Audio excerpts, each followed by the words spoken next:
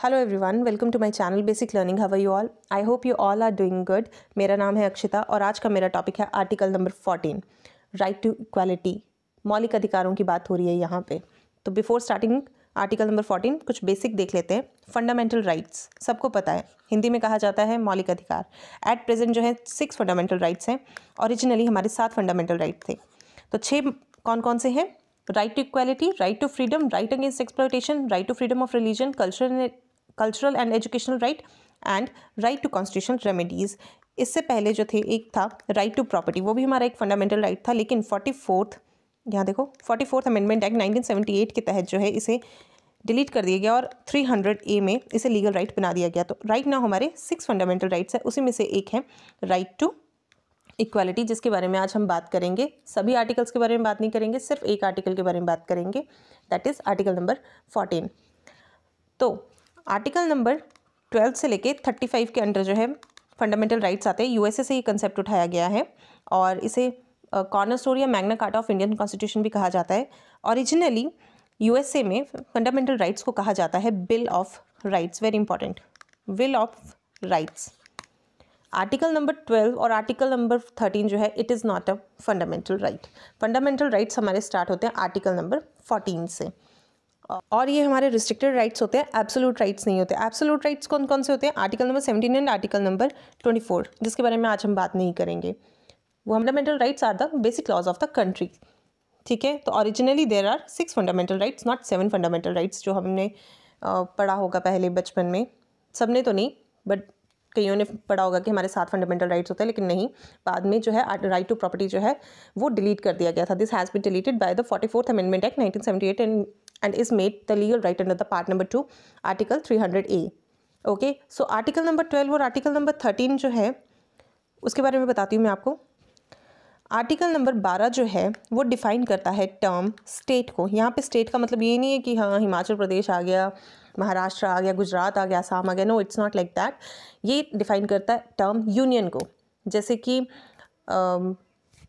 Government होगी जिसमें union government executives आते हैं, पार्लियामेंट हो गया, फिर उसके बाद स्टेट में जो गवर्नमेंट है लेजिस्लेचर है, म्यूनसिपैलिटीज़, पंचायत, डिस्ट्रिक्ट बोर्ड्स हो गए, LIC, ONGC, सेल।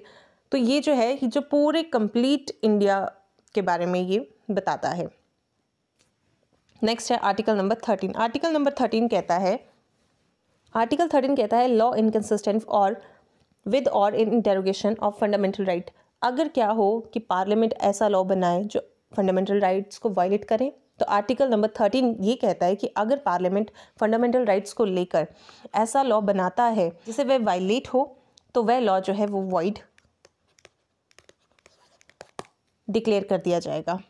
और इसका पावर जो है सुप्रीम कोर्ट और हाई कोर्ट के पास है। सिंपल भाषा में कहा जाए तो कोई भी लॉ अगर फंडामेंटल राइट को वायलेट करेगा तो हाई कोर्ट, सुप्रीम कोर्ट जो है उसे नल या वॉइड घोषित कर देगा। तो ये है article number 13। Where as article number 12 and 13 is not a fundamental right. हम बात करेंगे अब डायरेक्ट आर्टिकल नंबर 14 की, जो कि पहला हमारा फंडामेंटल राइट है। राइट टू इक्वालिटी के अंदर ये एक आर्टिकल है। चलिए स्टार्ट करते हैं। राइट टू इक्वालिटी में हमें 5 आर्टिकल देखने को मिलते हैं। Article number 14, 15, 16, 17 and 18। 14 में आता है 2 चीज़ें, equality before law and equal protection of law. यहाँ जो लिखा है वो आप पढ़ लेना, ये मैं पढ़ा चुकी है आपको। ये 2 कंसेप्ट जो हैं वो आर्टिकल नंबर 14 में आते हैं। मोटिव क्या था आर्टिकल नंबर 14 को बनाने का? यहाँ देखो,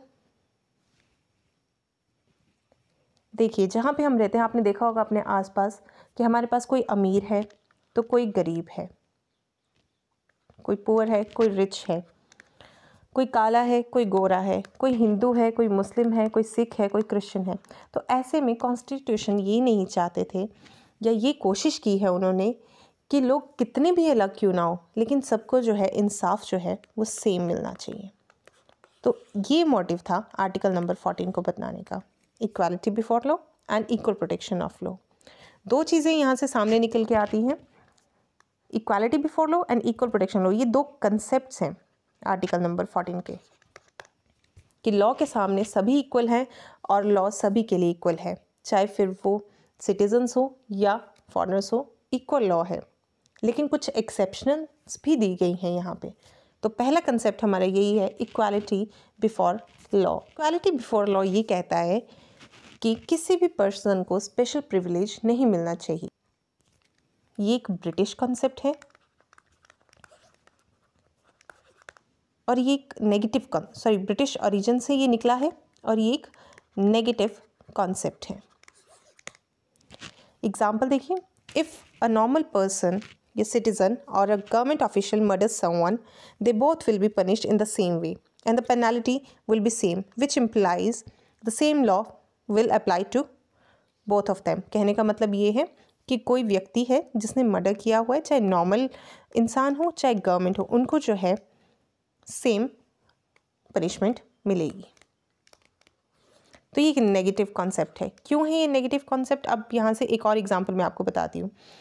मान लो कि एक व्यक्ति है, उसने गलती की लेकिन उसकी सैलरी है 4,000 रुपये, और एक व्यक्ति है जिसने सेम गलती की है लेकिन उसकी सैलरी है 4 लाख रुपये महीना। तो यहाँ पे जो है जज ने सज़ा सुना दी और पेनल्टी दे दी 1 लाख रुपये की। तो जिसकी सैलरी 4 लाख रुपये है वो तो 1 लाख रुपया दे सकता है, लेकिन 4,000 रुपये जिसकी सैलरी है वो नहीं दे सकता, उसकी तो लाइफ ख़राब होगी।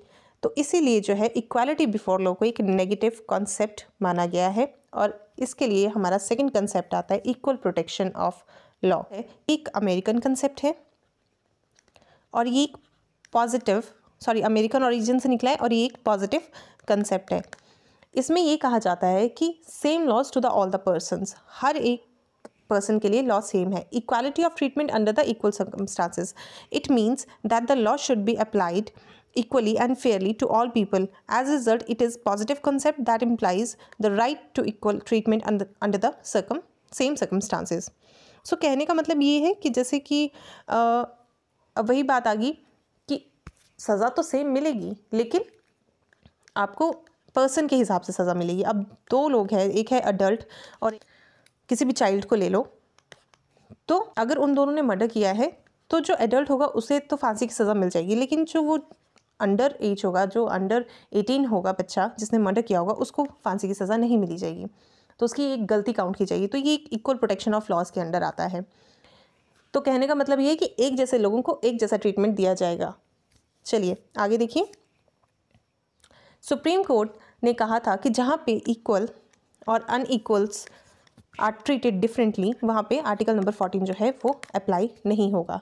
हालांकि इक्वल्स और अनइक्वल्स को जो है मेरिट बेसिस पे आप डिवाइड कर सकते हो, लेकिन आप बाकी किसी चीज़ में भी इन्हें डिवाइड नहीं कर सकते। नेक्स्ट है रूल ऑफ लॉ।